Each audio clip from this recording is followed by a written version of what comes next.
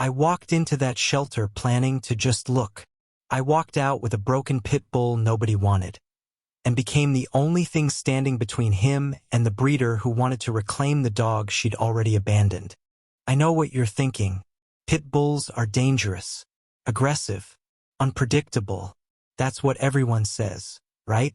That's why Rocky was sitting in that corner kennel while families with their wide-eyed kids hurried past like he didn't exist.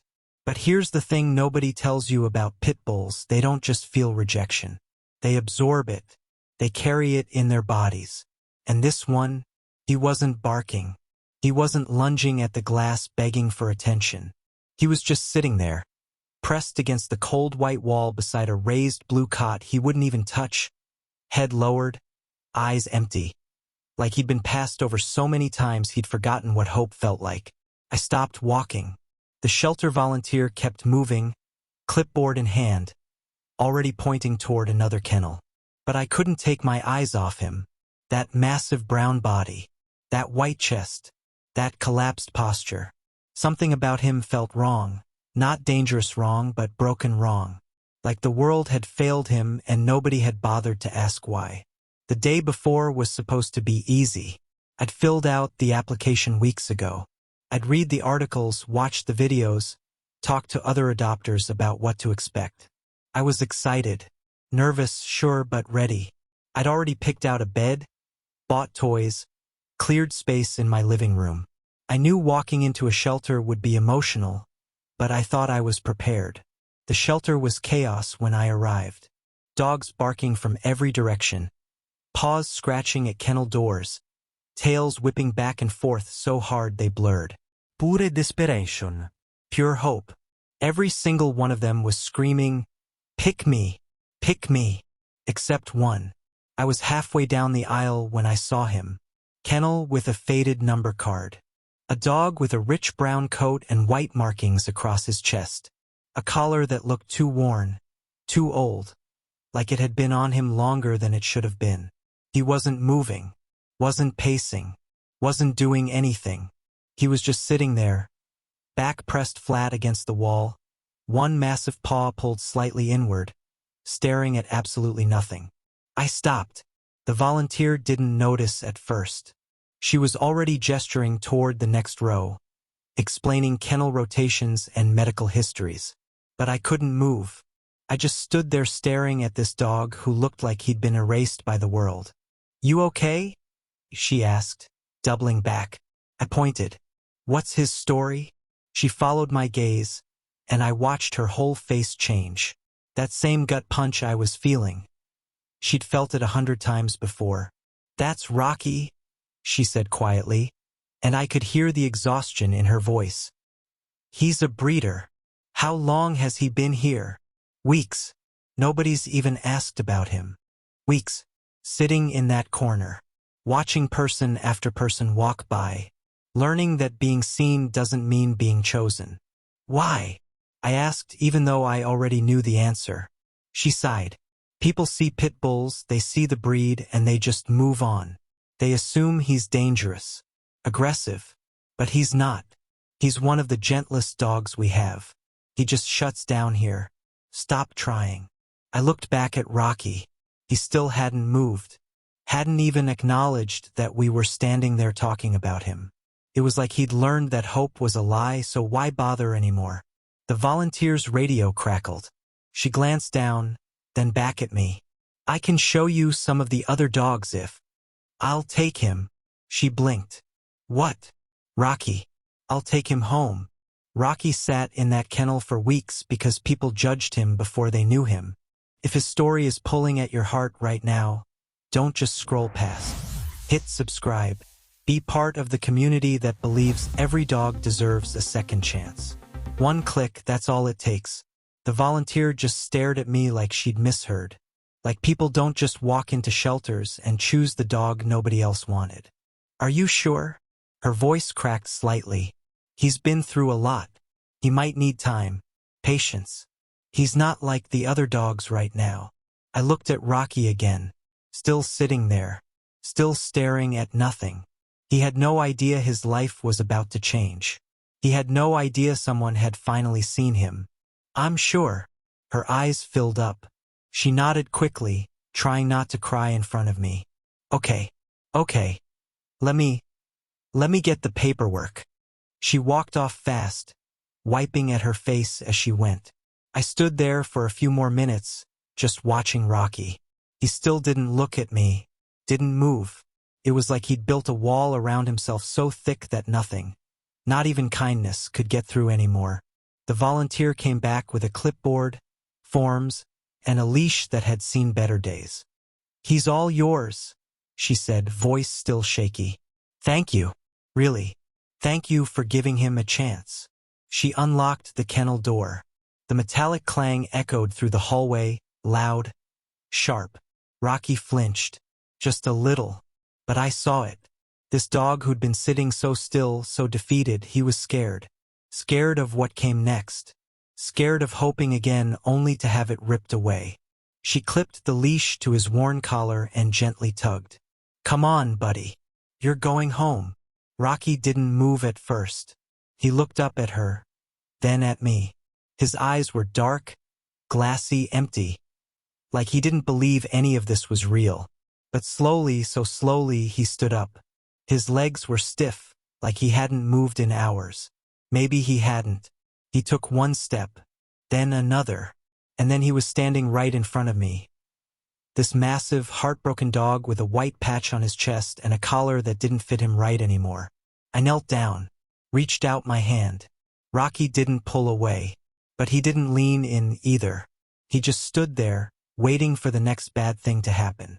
I had no idea that 3 days later, a certified letter would arrive at my door. No idea that the woman who'd thrown him away was about to come back. Not because she wanted him, but because she couldn't stand that someone else did. The ride home was silent. Rocky sat in the back seat, pressed against the door, staring out the window like he was watching his old life disappear. I kept glancing in the rearview mirror, waiting for him to relax, to pant, to show some sign that he understood he was safe now. He never did. When we pulled into the driveway, I opened the car door and Rocky stepped out carefully, like the ground might give way beneath him. I led him inside, unclipped the leash, and waited for him to explore, to sniff, to claim the space as his own. Instead, Rocky walked directly to the corner of my living room, sat down with his back against the wall, and didn't move. That's when I realized getting him out of the shelter was only the beginning. Rocky didn't explore, didn't sniff the furniture or investigate the corners or mark his territory the way dogs do when they claim a new space. He walked straight into my living room, chose the corner farthest from the door, and sat down with his back pressed flat against the wall. That was it. That was his choice. I stood in the doorway holding his leash, waiting for something, anything, that looked like curiosity or relief or even just basic dog behavior. But Rocky just sat there, body rigid, eyes fixed on the front door like he was waiting for someone to come through it and take him back. "Hey, buddy," I said softly, crouching down a few feet away. "You're okay. You're home now." He didn't look at me. His gaze stayed locked on that door. I set down the bag of supplies I'd grabbed on the way home. Food, bowls, a soft blanket I thought might help him feel safe. I filled one bowl with fresh water and another with kibble, then placed them a few feet in front of him, close enough to reach but not so close that he'd feel cornered. Rocky's eyes flicked toward the bowls for half a second, then back to the door. He didn't move. I tried everything I could think of. I sat on the floor, legs crossed, giving him space. I talked to him in that calm, quiet voice you use with scared animals. I even left the room for a while, thinking maybe he just needed privacy to feel safe enough to eat or drink. When I came back 20 minutes later, the bowls were still full. Rocky hadn't shifted an inch. The afternoon bled into evening. I made myself dinner, keeping the kitchen sounds as soft as possible. No clanging pots, no running water louder than necessary. But every time the refrigerator hummed or a floorboard creaked under my weight, Rocky flinched. Not a big flinch, just a slight tightening of his shoulders, a subtle pull inward, like his body was trying to make itself smaller. Each time, My heart cracked a little more.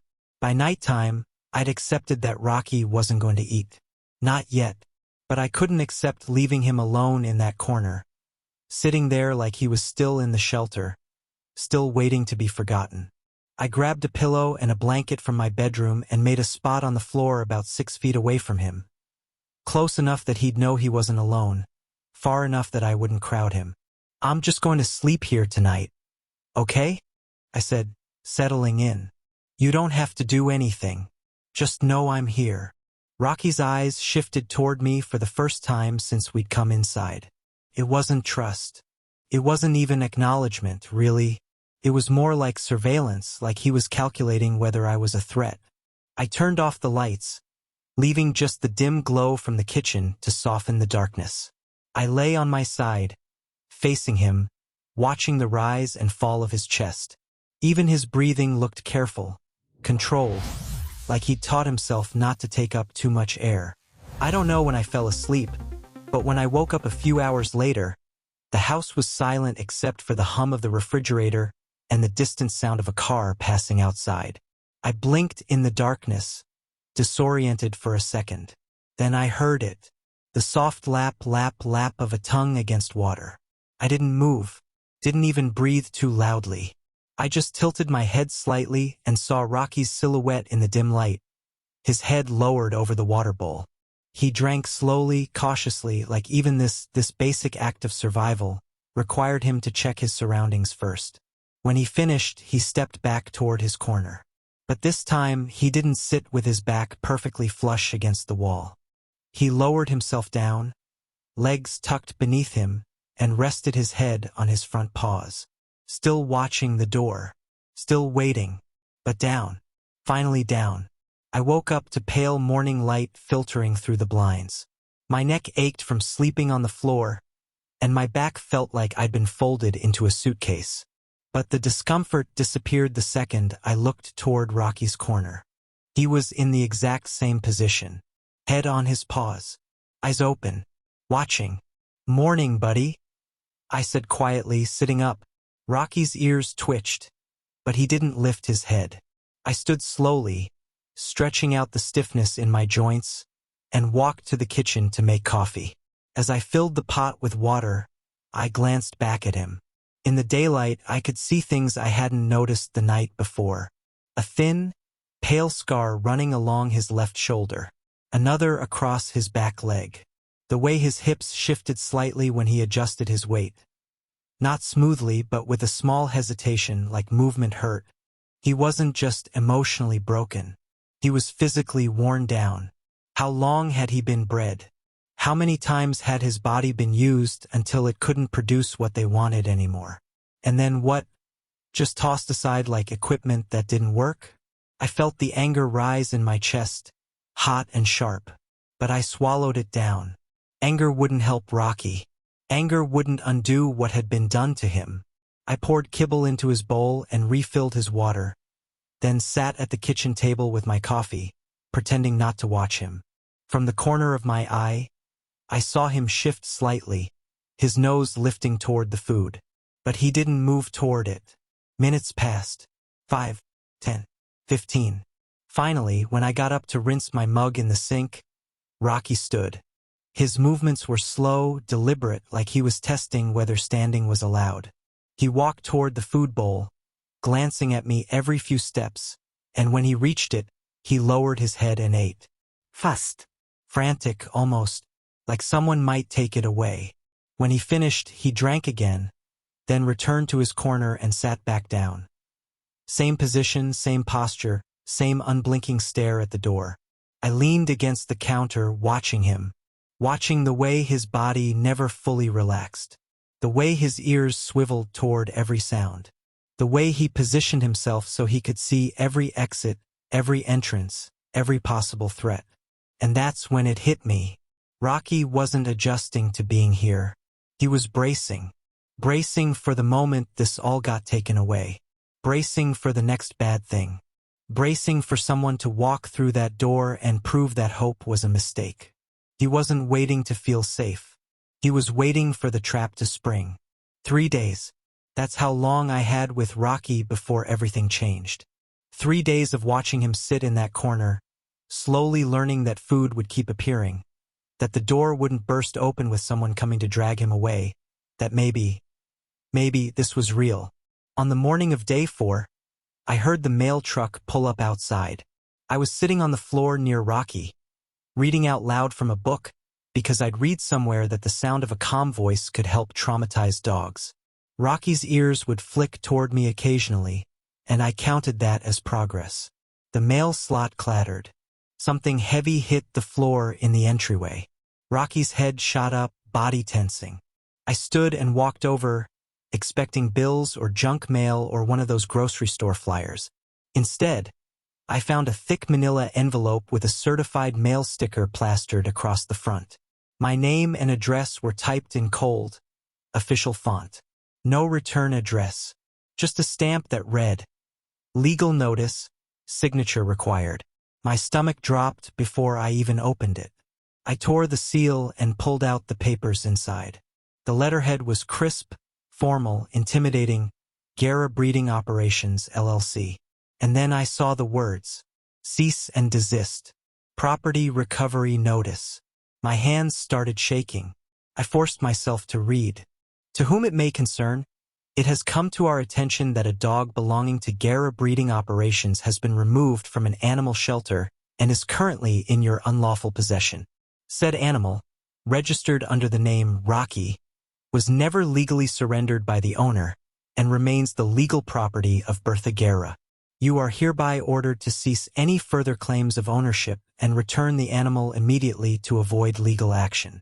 Failure to comply within 72 hours will result in a civil lawsuit for theft of property valued at $3,500, plus damages and legal fees. I read it again, then again. Theft of property. Property. Not a dog. Not a living being who'd been abandoned and left to rot in a shelter. Property. My chest tightened. My vision blurred at the edges. Rocky wasn't legally surrendered? How was that even possible? The shelter had paperwork. I'd signed documents. There was a process, a whole system designed to prevent exactly this kind of thing. I grabbed my phone and dialed the shelter, my fingers fumbling over the screen. It rang 4 times before someone picked up. Riverside Animal Shelter. This is Linda. Linda, it's Carol. Carol Ordonez.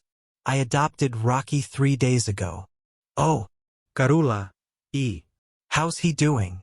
My voice cracked. I swallowed hard and tried again.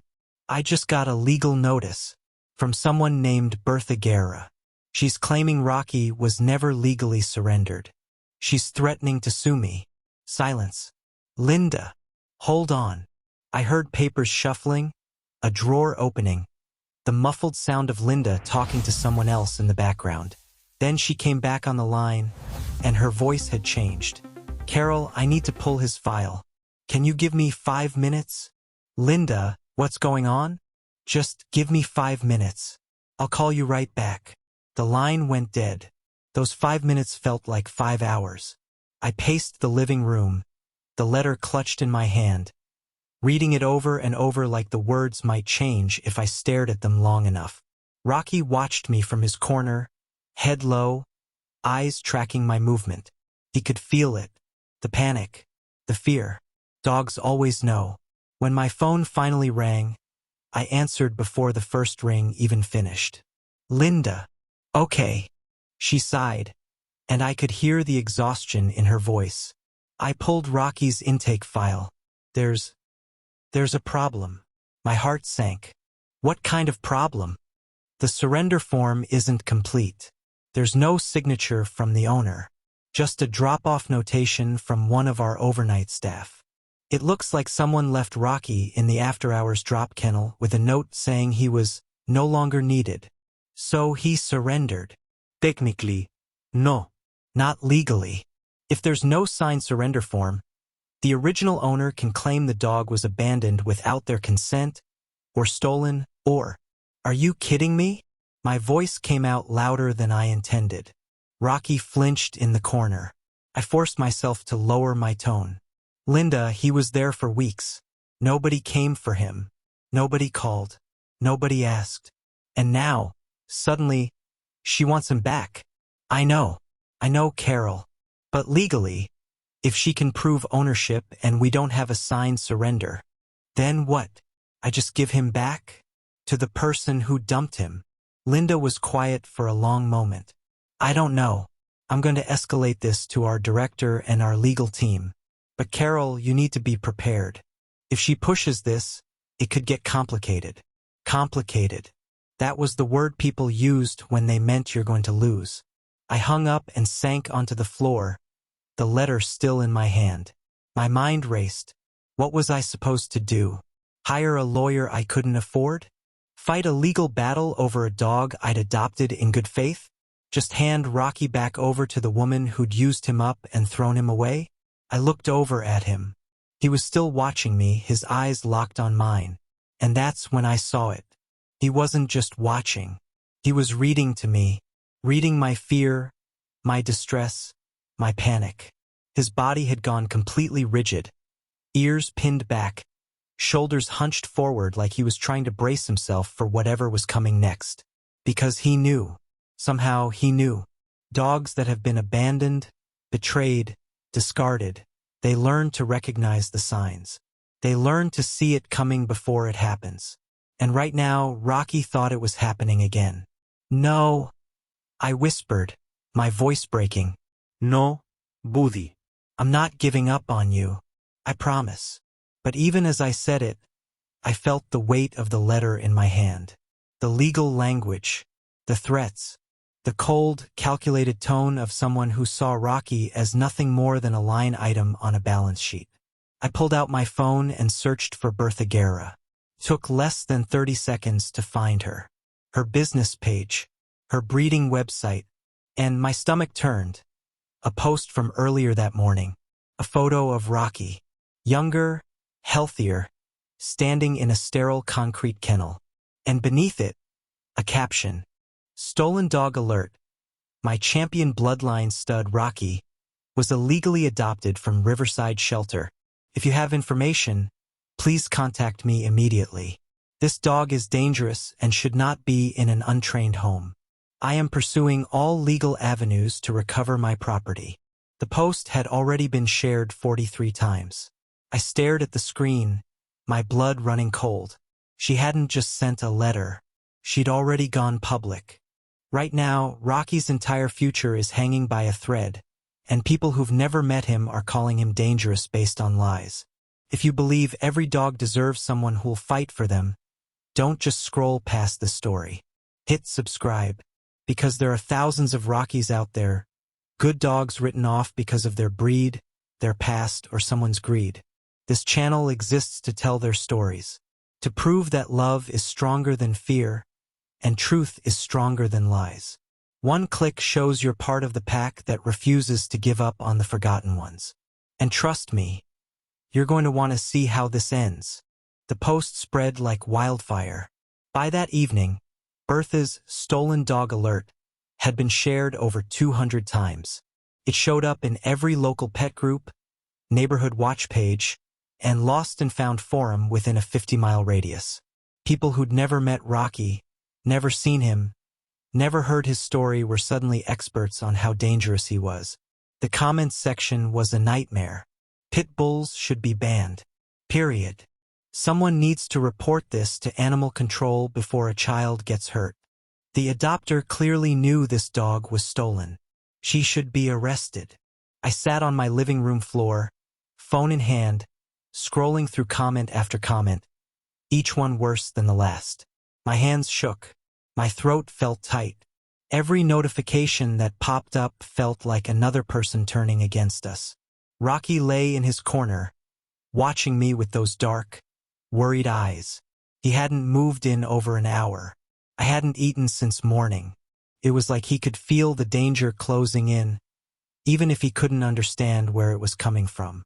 I wanted to fight back, to comment on every post, explain what really happened, tell them that Rocky wasn't stolen, he was rescued. But I knew how this worked. The truth doesn't trend. Outrage does. And Bertha had given people exactly what they wanted. A villain, a victim, and a scary dog to hate. My phone buzzed. A text from my neighbor 2 houses down, Margaret. A sweet woman in her 70s who always waved when I checked the mail. Carol, is it true you have that dangerous dog everyone's talking about? I'm worried for the neighborhood. My stomach dropped. I typed back quickly, he's not dangerous, Margaret. He's a rescue. Very gentle. The posts online aren't true. 3 dots appeared. Then it disappeared. Then it appeared again. Finally, I hope you're right. Please be careful. That was it. No follow-up. No benefit of the doubt. Just a polite distance. I set the phone down and pressed my palms against my eyes, trying to hold back the tears. This was what Bertha wanted. Not Rocky back. She didn't care about him. She wanted to destroy me for having the audacity to take something she'd thrown away. She wanted control, revenge, to prove that she was still the one in power. And it was working. The next morning, I heard footsteps on my front porch. Heavy, deliberate. I looked out the window and saw my mail carrier. A guy named Tim who'd been delivering to the street for years. Standing at the edge of my driveway, mail in hand, staring at my door like it might bite him. I opened the door. Tim? Is everything okay? He didn't come closer. You got a pit bull in there? My chest tightened. Yes, his name's Rocky. I saw the posts. Tim shifted his weight, glancing toward his truck. Look, I don't want any trouble. I'm just going to leave your mail in the box from now on. All right? Tim, he's not dangerous. He's never even growled at anyone. You can come in and meet him if you... I'm good. He dropped the mail into the box and walked back to his truck without another word. I stood there on the porch watching him drive away, feeling the walls close in. By midday, a delivery driver pulled up with a package. I watched from the window as she got out, scanned the label, then looked at my house. She pulled out her phone, scrolled for a moment, then got back in her truck and drove off. The package never made it to my door. I checked the tracking later. Delivery attempted. Unable to access property. They didn't even try. Rocky knew something was wrong. He stopped drinking water unless I was in the room. He wouldn't eat unless I sat beside him. When I walked to the kitchen or the bathroom, he'd stand up and watch me the entire time, his body tense, ready to bolt, or maybe just ready for the inevitable moment when I disappeared and didn't come back. I tried to act normal. I tried to keep my voice calm, my movements steady. But dogs aren't stupid. Rocky could see the fear in my eyes, hear it in the way my breath caught when my phone buzzed, feel it in the way I kept checking the locks on the doors. I was terrified, and so was he. That night, I made dinner and brought Rocky's food bowl to his corner, sitting down beside him like I'd been doing since he arrived. He sniffed the kibble but didn't eat. Come on, buddy, I whispered, running my hand gently over his head. You have to eat. He looked at me with those sad, knowing eyes. Eyes that had seen this before. The build-up, the tension, the moment right before everything falls apart. I felt tears sting the corners of my eyes. I'm not going to let her take you, I promise. But even as I said it, I didn't know if it was a promise I could keep. What if she showed up with police? What if animal control decided Rocky was dangerous, based on nothing but her lies? What if a judge ruled in her favor because technically, legally, the paperwork wasn't complete? What if I lost him? Not because I didn't love him, not because I didn't fight, but because the system was built to protect people like Bertha and not dogs like Rocky. I wrapped my arms around him, pressing my face into his neck. He smelled like shelter shampoo and something deeper, something sad and tired and resigned. I'm so sorry, I whispered. I'm so sorry this is happening to you again. Rocky leaned into me, just slightly, just enough that I could feel the weight of his body resting against mine. It was the first time he'd done that. The first time he'd let himself believe, even for a second, that maybe I was safe. And that's when I heard it. A knock. Sharp. Deliberate. commanding. Rocky's entire body went rigid, his ears pinned back. A low, barely audible growl rumbled deep in his chest. A sound I'd never heard from him before. Not a threat, a warning. Someone was at the door, and Rocky already knew who it was. I didn't move. For a moment, I just sat there on the floor with my arms around Rocky, his body vibrating with tension against mine, that low growl still rumbling in his chest like distant thunder. Another knock, louder this time, more insistent. "Hello!" A woman's voice, smooth, pleasant, almost friendly. "I know you're home. I can see your car in the driveway." Rocky's growl intensified, his eyes fixed on the door with an intensity I'd never seen from him. Not when strangers walked past the house. Not when delivery trucks pulled up. Not even when the neighbor's dog barked through the fence. This was different. This was recognition. I forced myself to stand, my legs shaky beneath me. "Stay," I whispered to Rocky, even though he hadn't moved from his corner in days. I didn't know if he'd listen. Didn't know if he'd bolt or hide or, God forbid, do something that would make Bertha's lies look true. But Rocky didn't move. He just crouched lower, his body pressed so close to the floor he was almost flat, every muscle coiled tight. Waiting. I walked to the door, my heart hammering so hard I could feel it in my throat. Through the peephole I saw her. Berta Guerra. She looked nothing like I'd imagined. I'd pictured someone rough, disheveled, someone who looked like the kind of person who'd run a breeding operation and dump dogs when they stopped being profitable. But Bertha was polished, put it together. She wore a crisp white blouse tucked into dark jeans, her hair pulled back in a neat ponytail, minimal makeup that somehow made her look both approachable and authoritative. She was smiling. Not a warm smile, not a real one. The kind of smile people wear when they know they have the upper hand and they're enjoying it. I opened the door halfway, keeping my body in the gap so she couldn't see inside. "Can I help you?" Her smile widened. "Carol Ordóñez?" "Yes." Berta Guerra. She said it like I should be impressed, like the name carried weight. "I believe you have something that belongs to me." My grip tightened on the doorframe. "I don't know what you're talking about." "Yes, you do." Her tone was still pleasant, but there was steel underneath it now. "My dog, Rocky. I want him back." "He's not your dog anymore. You surrendered to him." "Actually, I didn't." She pulled out her phone, swiped a few times, then turned the screen toward me. "I have documentation proving ownership. Registration papers, breeding records, veterinary history going back 4 years. What do you have?" "A piece of paper from a shelter that didn't verify anything before they let you walk out with my property." I felt my face flush hot. "He's not property. He's a living being. And you abandoned him." "I did no such thing." Bertha's smile never wavered. "There was a miscommunication with the shelter. My assistant was supposed to board him temporarily while I was out of town. Instead, they dropped him off without my knowledge or consent. I've been looking for him ever since." It was a lie. Every word of it was a lie. I could see it in the cold calculation behind her eyes, hear it in the too perfect explanation she'd clearly practiced. "If that were true," I said slowly, "you would have called the shelter the moment you realized he was missing. You would have filed a police report. You wouldn't have waited weeks to." "I'm here now." Bertha's voice cut through mine like a blade. "And I'm asking nicely. Bring me my dog, and we can forget this whole misunderstanding ever happened." No.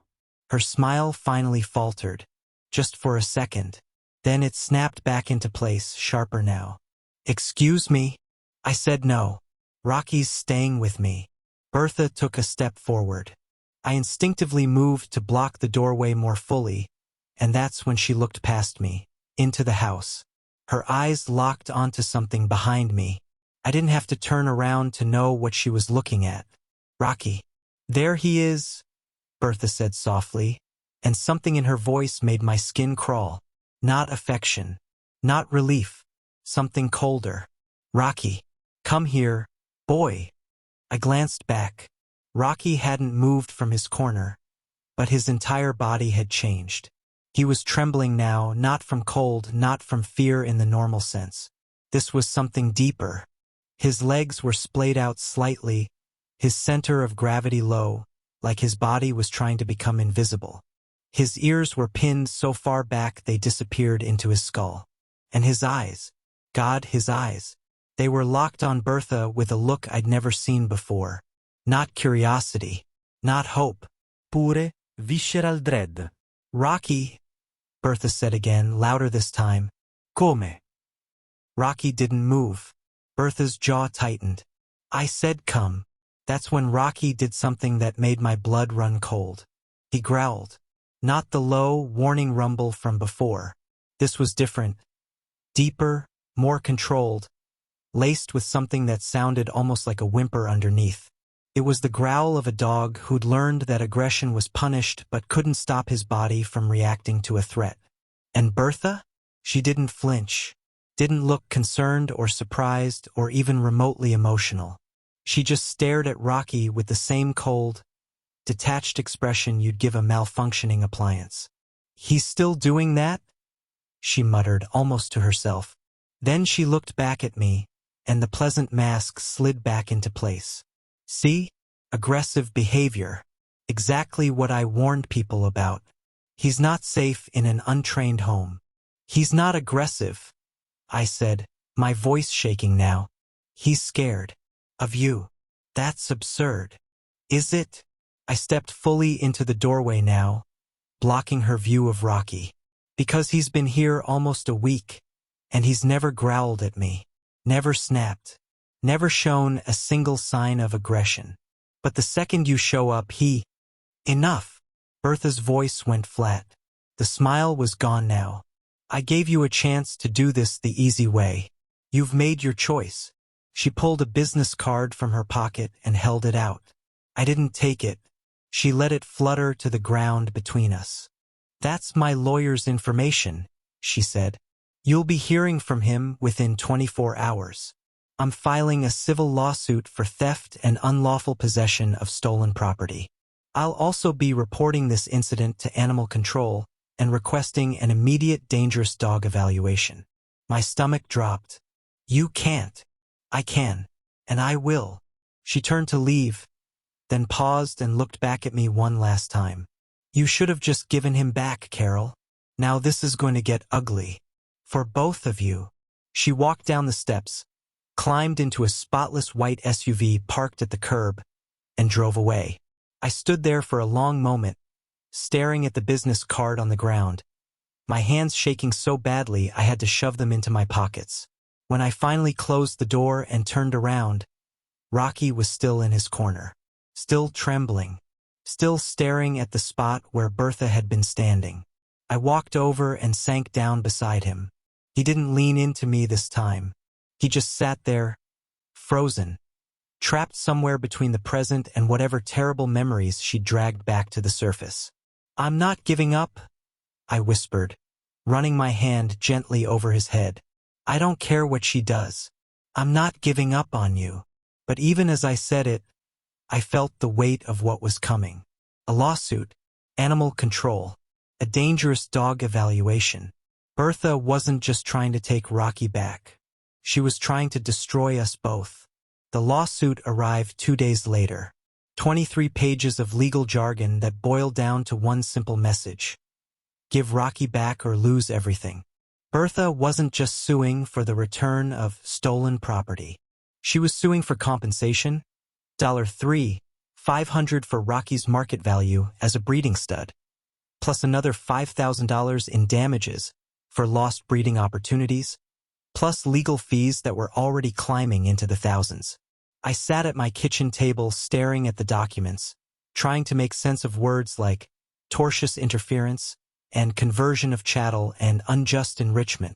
It all blurred together into one massive wall of intimidation designed to make me feel small, powerless, and broke. Because I was broke. I'd already called 3 lawyers. The first one quoted me $7,500 just to take the case. The second one said $10,000, maybe more depending on how long it dragged out. The third one listened to my story, sighed and said, "Look, I'll be honest with you. This is going to be expensive, complicated, and there's no guarantee you'll win. Technically, the shelter's paperwork is incomplete. Even if you didn't know that, it doesn't change the fact that ownership was never legally transferred. You might want to consider settling." Settling. That was the word people used when they meant surrender. I hung up and put my head in my hands. How was I supposed to fight someone with lawyers and money and a business built on exploiting animals? I was a regular person with a regular job and savings that wouldn't last a month if I had to hire legal representation. The system wasn't built for people like me. It was built for people like Bertha. I called the shelter again. Linda answered on the third ring, and I could hear the exhaustion in her voice before she even said hello. "Carol, I was going to call you. What's going on?" Our director reviewed Rocky's file. She's really sorry, but there's not much we can do. The surrender was never formalized. We have a note from the overnight drop-off, but no signature, no signed transfer of ownership. Legally, we can't prove Bertha relinquished her rights. My throat tightened. So that's it? She just gets to take him back. I didn't say that. Linda's voice softened. We're pulling everything we can, taking photos, staff notes, any communication we might have had with her before the drop-off. If we can prove she abandoned him intentionally, that might help your case. But Carol, it's going to take time. And I don't know if it'll be enough. How much time? A few days. Maybe a week. I didn't have a week. Bertha's lawyer had already filed a motion for immediate return of property. There was a hearing scheduled in 9 days. 9 days to prove that Rocky wasn't stolen, that he was abandoned, that he deserved to stay. 9 days to save him. Rocky knew something was wrong. He'd always been observant, hyper-aware of every shift in mood and energy. But now it was like he could feel the threat closing in. He stopped eating unless I hand-fed him. He followed me from room to room, his eyes never leaving me, his body tense and ready to react. At night, he wouldn't settle. He'd sit in his corner, staring at the door, waiting for it to burst open. I started sleeping on the floor again, just like that first night, close enough that he could see me, hear me, know I was still there. On the 5th night after the lawsuit arrived, I lay on my side watching Rocky in the dim glow of the kitchen light. He sat in his usual spot, back against the wall, ears swiveling toward every creak and groan of the house settling. "You're safe, buddy," I whispered. "I promise you're safe." But I didn't know if that was true anymore. The next morning, Linda called. "We found something." I sat up so fast I nearly dropped the phone. "What?" "Emails. 3 of them. Sent from Bertha's business account to our general intake line 6 weeks before Rocky was dropped off. She was asking about surrendering a dog due to medical complications and whether we had space available. She never mentioned boarding. Never said anything about it being temporary. My heart started pounding. That proves she planned to surrender him. It helps. It's not a signed document, but it establishes intent. I'm sending everything to our legal team. They'll forward it to you. Linda, there's more. Her voice dropped. We started asking around, calling other shelters, rescue groups, veterinary clinics. Carol, this isn't the first time Bertha's done this. We found 2 other dogs she surrendered under questionable circumstances in the past 3 years. Both times, she tried to reclaim them later when she thought she could still breed them. One of the shelters fought her and won. They won. Yeah, but it took 6 months and cost them over $15,000 in legal fees. 6 months. $15,000. I felt the air leave my lungs. "I'm sorry," Linda said quietly. "I wish I had better news."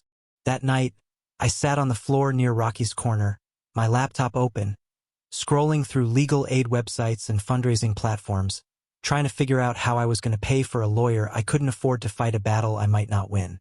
Rocky watched me, His eyes looked heavier than usual, like the weight of everything was pressing down on him too. "I'm trying, buddy," I whispered. "I'm trying so hard." He blinked slowly. Then, for the first time since Bertha had shown up at the door, he stood. I froze, holding my breath. Rocky stepped away from the wall. He walked, slowly, carefully, across the living room. And then he stopped in front of the blue dog bed I'd bought for him on day one. The bed he'd never touched. The bed that had sat empty in the corner like a symbol of all the comfort he didn't believe he deserved. He sniffed it, circled it once, twice. Then he climbed onto it. My throat tightened. Tears blurred my vision.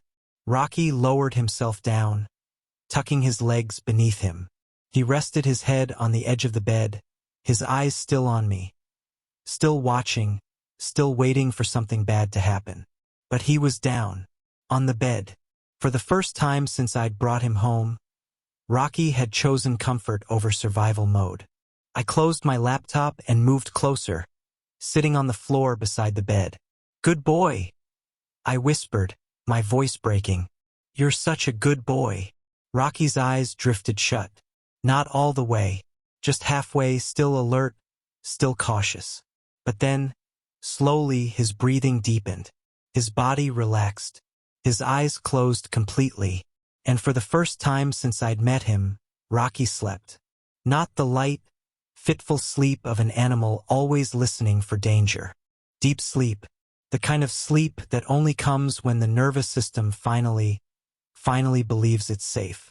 I sat there watching him, tears streaming down my face, knowing that in 9 days I might lose him. But tonight, right now, he was home. And he knew it. This is the moment everything changes. When a traumatized dog finally feels safe enough to sleep. If that just hits you in the chest, subscribe. We show you the exact moment broken souls start to heal. More stories like Rocky's are coming. Be there to witness them. Subscribe now. The morning after Rocky slept on the bed, something shifted. I woke up to find him still there, curled up on the blue cushion. His body relaxed in a way I'd never seen before. When I stood and walked to the kitchen, he lifted his head, watching me with those dark eyes. But this time there was no panic, no immediate need to get up and survey my every movement. He just watched. Then, after a moment, he stood, stretched, front legs extended, back arched, and followed me. Not because he was afraid I'd disappear, because he wanted to. I made coffee, my hands still shaking from exhaustion and stress, and Rocky sat beside me, not pressed into a corner, not hypervigilant and tense, just sitting, being a dog in a kitchen while his person made breakfast. When I poured kibble into his bowl and set it down, he walked over and ate. No hesitation. No frantic gulping like someone might take it away. He just ate. I stood there watching him, tears blurring my vision for the 100th time that week, thinking about how broken he'd been just days ago, how the world had taught him that safety was a lie, that kindness was temporary, that hope was dangerous. And somehow, despite everything that was happening, despite the lawsuit and the threats and the clock ticking down to a hearing that could rip him away, somehow Rocky was healing. Love had reached his nervous system, and once it gets in, it changes everything. That afternoon, my phone buzzed with an unknown number. I almost didn't answer. Too many reporters, too many people calling to tell me I was a dog thief, too many voices telling me to give up. But something made me pick up. "Hello, is this Carol Ordonez?" A woman's voice, young, nervous. "Yes. My name is Jasmine Cole. I used to work for Bertha Guerra." I sat up straighter, my pulse quickening. "You worked for her?" "Yeah, at the breeding operation. I was there for about 8 months before I quit." She paused, and I could hear her take a shaky breath. "I saw the posts online, about Rocky, and I couldn't stay quiet anymore." "What do you mean?" "Bertha's lying. About all of it. Rocky wasn't boarded by mistake. She dumped him on purpose. I was there the day she decided to get rid of him." My heart was pounding now. "Can you prove that?" I have photos, text messages. I kept everything because I knew something like this would happen eventually. Bertha doesn't care about the dogs. They're inventory to her. The second they stop making money, she tosses them. Jasmine, I need you to send me everything you have. Please. I will. But there's more. Her voice dropped lower, like she was afraid someone might overhear. I'm not the only one. There are 3 other former employees who want to talk. And one of Bertha's previous buyers. She adopted a dog from Bertha 2 years ago, and Bertha tried to take it back the exact same way she's doing with you. I could barely breathe. Will they go on record? Yes, we're all ready to testify if it goes to court. We're scared. Bertha has money. She has lawyers. She's threatened people before. I'm scared too, I admitted. But I'm not giving him back. I can't. Jasmine was quiet for a moment. Then good, because Rocky deserves better. They all did. Within 2 hours, my inbox was flooded. Photos of dogs in cramped, filthy kennels. Text messages from Bertha instructing staff to dispose of dogs with medical issues. Veterinary records showing untreated injuries and chronic neglect. Testimonies from former employees describing dogs being overbred, undersocialized, and discarded the moment they were no longer profitable. And then there were the pictures of Rocky, younger, thinner, standing in a concrete run with a chain-link fence behind him and nothing else. No bed, no toys, no softness anywhere. His eyes in those photos looked different. Not sad, not defeated, empty, like he'd learned not to feel anything at all. I stared at the images on my screen, my stomach twisting into knots. This was what Bertha had done to him. This was the life she wanted to drag him back to. Over my dead body. I forwarded everything to Linda at the shelter. Then I sent it to a lawyer one of Jasmine's contacts had recommended, someone who specialized in animal welfare cases and had a reputation for taking on abusive breeders. Her name was Angela Torres, and when she called me back an hour later, her voice was sharp and focused. I've reviewed the evidence, she said. This is bad, really bad. Not for you, for Bertha. If even half of this is accurate, she's violated multiple animal welfare statutes. We're talking potential criminal charges, not just civil. Can we use it in the hearing? Absolutely, but we need to move fast. I'm going to file a counterclaim and submit this evidence to the court. I'm also going to notify Animal Control and the State Agriculture Department. They need to inspect her facility immediately. Will that stop her from taking Rocky? Angela hesitated. It'll help. A lot. But Carol, you need to understand, judges don't always rule in favor of the dog. Sometimes they rule in favor of property law. Even if Bertha's operation is exposed, even if she's charged with neglect, a judge could still order Rocky returned to her while the case plays out. My throat tightened. So we could win and still lose him? It's possible. That's why we need to be prepared for anything. That night, I sat on the floor with Rocky lying beside me, his head resting on my leg. He'd followed me around all day, into the kitchen, the bathroom, the bedroom. Not because he was afraid, because he'd decided I was his person. And I'd decided he was my dog. Whatever happened in that courtroom, whatever the judge ruled, whatever Bertha tried to do, I wasn't backing down. I ran my hand over Rocky's head, feeling the warmth of him, the weight of him, the quiet trust he'd finally let himself give. We're going to fight, I whispered. I don't care what it costs. I don't care how long it takes. You're not going back to her. You're not. Rocky sighed. A deep, contented exhale, and shifted closer. For the first time in his life, he had someone willing to fight for him. And for the first time in mine, I understood what it meant to love something enough to risk everything. The next morning, my phone rang. It was Angela. Carol, I just got a call from the State Agriculture Department. They're opening a formal investigation into Gara breeding operations. They're sending inspectors out tomorrow. I gripped the phone tighter. What does that mean? It means Bertha's about to have much bigger problems than one dog. If they find what I think they're going to find, she could lose her breeding license. Maybe worse. I closed my eyes, relief flooding through me like a breaking dam. But Carol, Angela continued, her tone shifting, this also means she's going to fight harder. Cornered animals are dangerous, and so are cornered people. Be prepared. She's not going to go down quietly. I looked over at Rocky, curled up on his blue bed, finally at peace. Neither am I said. The story broke on a Tuesday morning. Local breeder under investigation for animal neglect. Former employees speak out. It was the headline on every local news site, shared across social media faster than Bertha's lies had ever spread.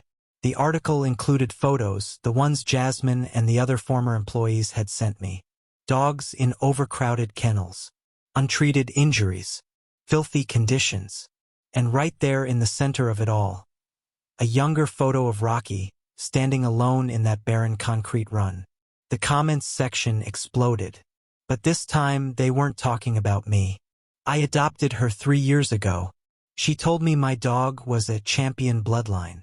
Turns out he had hip dysplasia she never disclosed. She threatened to sue me when I left a bad review. Now I know why. This woman should be in jail. I sat at my kitchen table, phone in hand, watching the narrative flip in real time. Every share, every comment, every new person speaking up, it was like watching a dam break. All the people Bertha had intimidated, silenced, or bullied into submission were finally finding their voices. And they were loud. By midday, a local news crew had shown up at my house. I almost didn't answer the door. But Angela had called that morning and said, if they want to interview you, do it. Let people see Rocky. Let them see what she's trying to take back. So I let them in. The reporter was a woman in her 40s named Michelle Santos.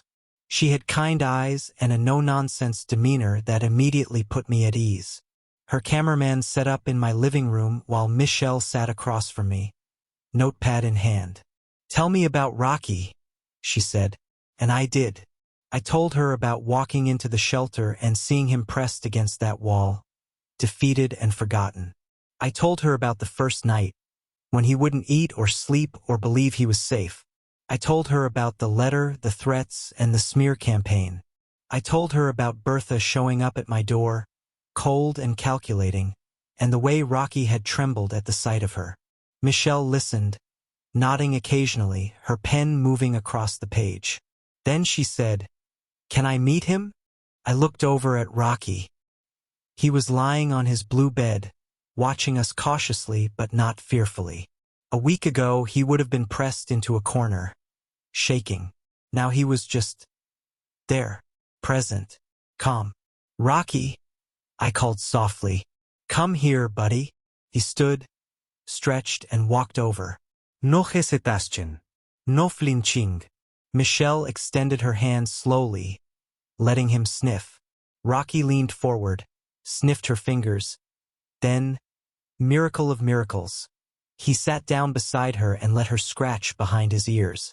"This is the dangerous dog Bertha Guerra's been warning people about?" Michelle said, her voice tight with anger. "Yeah," I said. "This is him." The cameraman captured it all. Rocky sitting calmly. Me talking about his transformation. The evidence spread across my kitchen table. Photos, emails, testimonies. When the interview aired that evening, the response was immediate. My phone didn't stop buzzing. Messages of support poured in from strangers, donations to a legal fund someone had set up without my knowledge, offers to testify, to help, to stand witness. The tide had turned. 2 days later, the state inspectors released their preliminary findings. Guerra breeding operations found in violation of multiple animal welfare codes. Immediate suspension of breeding license pending full investigation. The report detailed overcrowding, inadequate veterinary care, poor sanitation, and failure to provide proper shelter. 12 dogs were removed from the property and placed in emergency foster care. Criminal charges were being considered. Bertha's carefully constructed image, the polished breeder, the professional businesswoman, the victim of theft, shattered in an instant. Her social media went dark. Her website was taken offline. Her phone number was disconnected. She disappeared from public view entirely. But the legal case didn't disappear with her. Angela called me on Thursday afternoon. "The court's ordering mediation," she said. "It's scheduled for Monday. You, me, Bertha, and her lawyer. A neutral mediator will try to facilitate a settlement before this goes to trial." My stomach dropped. What does that mean? It means Bertha knows she's losing. Her credibility is destroyed. The evidence against her is overwhelming. But she's not ready to walk away completely. Mediation gives her a chance to save face. Maybe negotiate some kind of agreement where she voluntarily relinquishes custody in exchange for dropping the lawsuit. And if she doesn't agree, then we go to trial. And we win. But trials take time, Carol. Months, maybe longer. Mediation could end this in a week. I looked over at Rocky. He was lying in a patch of sunlight by the window, his eyes half closed, his body loose and relaxed. A month ago, he wouldn't have let himself be that vulnerable. Now, he was napping in the sun like he'd finally learned what peace felt like. "What do you think I should do?" I asked. Angela was quiet for a moment. "I think you should go into that room and let Bertha see what she threw away. Let her see the dog she brutalized, thriving. Let her see that she has no power over him anymore. And then, if she's smart, she'll walk away. And if she's not smart, then we destroy her in court." The weekend passed in a blur of preparation. Angela walked me through what to expect, how to respond, what to say and what not to say. She reminded me to stay calm, stay focused, and let the evidence speak for itself. But the truth was, I wasn't nervous about the mediation. I was ready, because this wasn't about paperwork or property law or legal technicalities anymore. This was about Rocky, and I wasn't the same person who'd walked into that shelter a month ago. I wasn't the person who'd opened that first letter and felt helpless and small. I'd fought for him. I'd stood up to Bertha, to the system, to everyone who said pit bulls were dangerous and I was naive and this was a losing battle. And Rocky had fought too. Fought his way out of trauma, out of fear, out of the belief that love was a trap. We'd both survived. And we were going to keep surviving. Together. Monday morning arrived. I woke up early, got dressed, and knelt down beside Rocky's bed. He looked up at me with those soulful eyes, and I ran my hand over his head, feeling the warmth of him, the solidness of him. "This is it, buddy," I whispered. "This is the day we find out if you're really mine." Rocky leaned into my hand, then stood and pressed his body against my legs. Not because he was scared, because he was with me. I grabbed my keys, my folder of evidence, and Angela's business card. Rocky followed me to the door, and for a split second, I considered bringing him with me. Letting the mediator see him, letting Bertha face what she'd done. But I couldn't risk it. Couldn't risk him being in that room with her, feeling her presence, reliving the trauma. So I knelt down one more time, looked him in the eyes and said, "I'll be back, I promise." And then I left to fight the most important battle of my life. The mediation was scheduled for 10 a.m. At 9:58, I sat in a sterile conference room across from Bertha Guerra and her stone-faced lawyer, waiting for the mediator to arrive. Bertha wouldn't look at me, and I realized, for the first time since this nightmare began, she was afraid, not me, of losing. The door opened, the mediator walked in, and the final fight for Rocky began. The mediation lasted 4 hours. 4 hours of Bertha's lawyer arguing property law and breeding contracts and fair market value. 4 hours of Angela dismantling every argument with evidence. Photos, testimonies, veterinary records, emails that proved Bertha had planned to surrender Rocky weeks before she actually did. 4 hours of watching Bertha sit there in her pressed blouse and perfect makeup, her face a mask of cold composure, refusing to acknowledge the truth even as it buried her. The mediator, a gray-haired man named Richard Chun, reviewed everything methodically. He asked questions, took notes, listened to both sides with the detached professionalism of someone who'd seen 1,000 disputes just like this one. Except this wasn't like any other dispute. This was about life. Finally, Richard set down his pen and folded his hands on the table. "Ms. Guerra," he said carefully, "based on the evidence presented, it's my professional opinion that your claim of ownership is severely compromised. The documentation of neglect, the testimonies from former employees, the emails proving intent to surrender. All of this significantly undermines your case. If this proceeds to trial, I believe the court will rule against you." Bertha's jaw tightened, but she said nothing.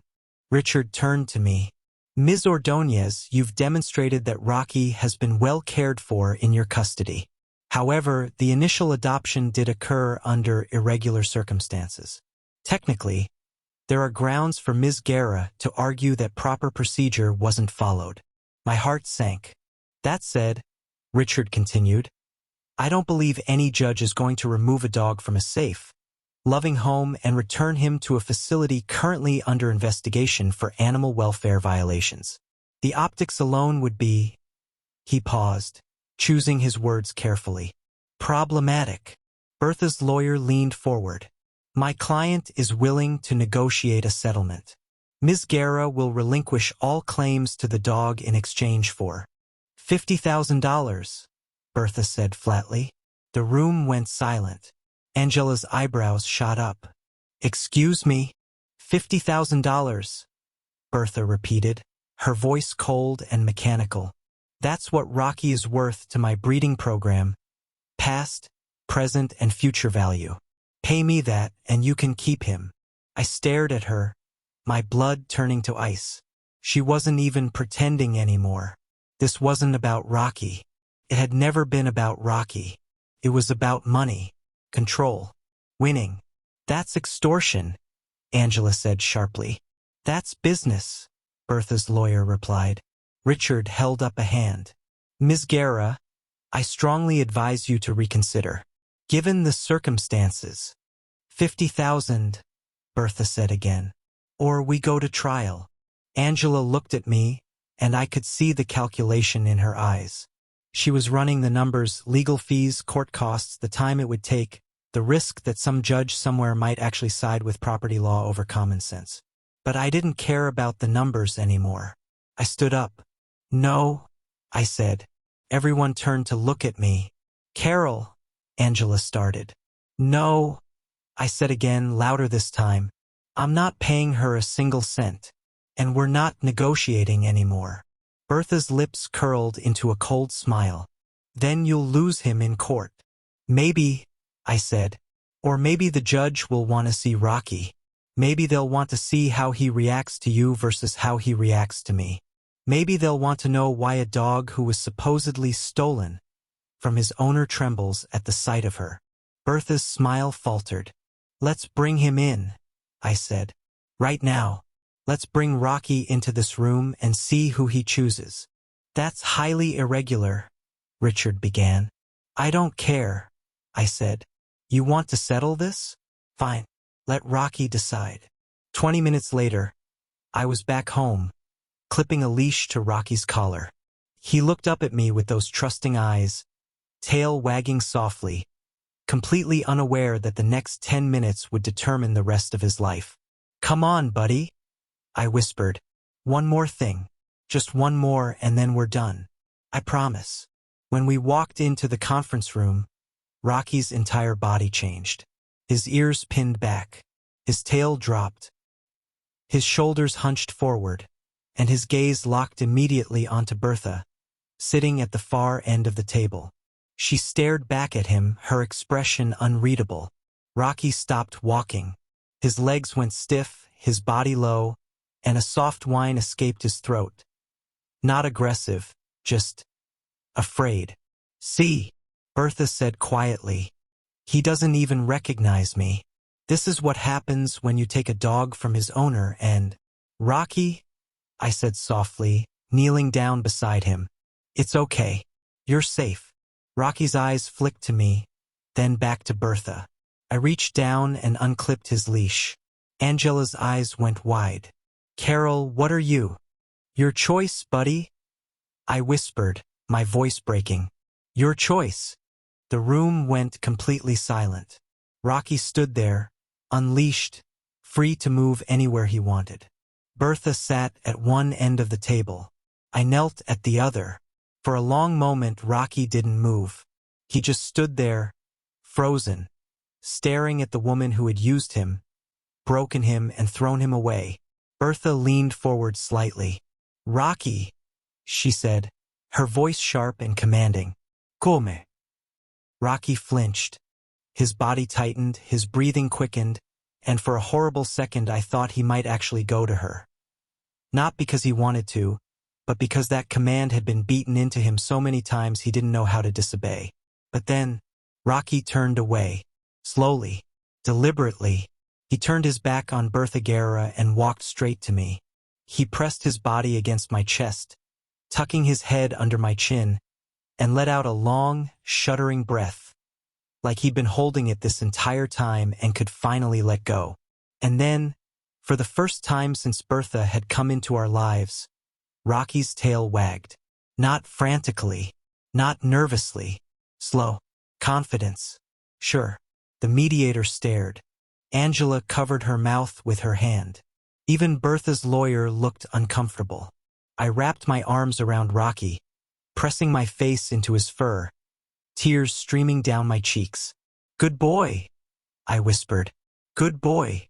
Bertha stood abruptly, her chair scraping against the floor. This is ridiculous, she said, her voice tight.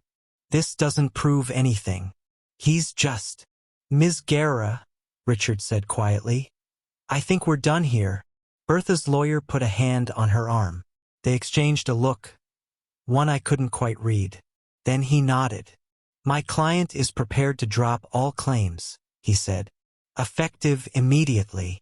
I looked up, hardly daring to believe it. What? We're done, Bertha said flatly. She wouldn't look at Rocky, wouldn't look at me. Keep him. I don't care anymore. She grabbed her purse and walked out of the room without another word.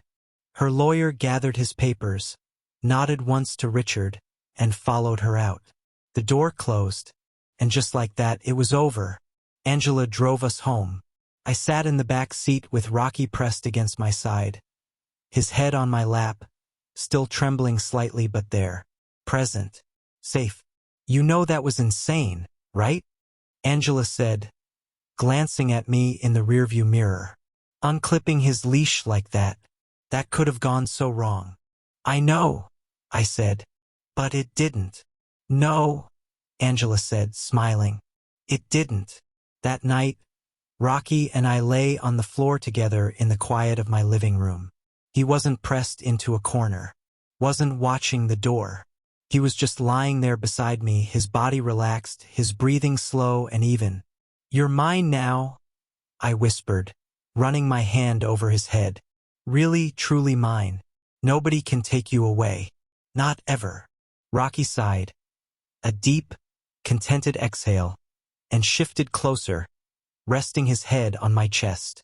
For the first time since I'd met him, he looked at peace. Not just calm, not just safe. Peace. Weeks turned into months. Rocky learned to play, to run in the backyard, to greet me at the door with a wagging tail instead of anxious surveillance. He made friends at the dog park, where people would stop and say, "Is that a Pitbull? He's so sweet." And I would smile and say, "Yeah, he is." Bertha disappeared completely. Her facility was permanently shut down. The dogs she'd kept were rehomed.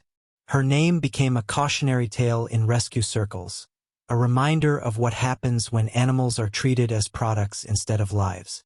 And Rocky became exactly what he'd always been underneath the trauma. Loyal, gentle, loving. He sleeps openly now, on the couch, on my bed, in patches of sunlight by the window. He follows me from room to room, not because he's afraid I'll leave, but because he wants to be near me, because he finally knows what it feels like to belong. Rocky was never Bertha's property. He was never stolen. He was never dangerous. He was always just a dog waiting, hoping, aching to be chosen by someone who saw him for who he really was. And I did. And he chose me right back. Rocky made his choice.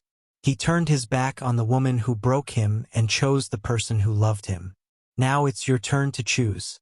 Subscribe to this channel if you believe every forgotten dog deserves a voice. Every abused animal deserves justice. Every broken soul deserves a second chance. We're not done fighting, and we need you in our corner.